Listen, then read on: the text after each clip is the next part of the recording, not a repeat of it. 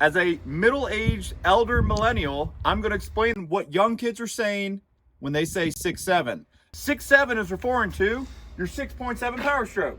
This 6.7 Powerstroke is receiving an S&S bypass kit, which is a disaster prevention kit, which helps when your CP4 says goodbye and ejectocitos all the metal into the injectors. That's what 6.7 is about. Now this is a 6.0 that's only running on 7 cylinders, AKA 6.7.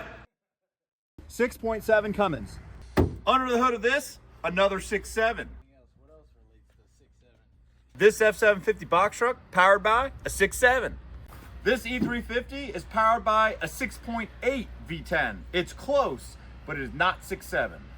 For all of your 6.7 needs, be sure to give Revit a call so we can make sure that your fleet is running on the road, tracked efficiently, and making you money.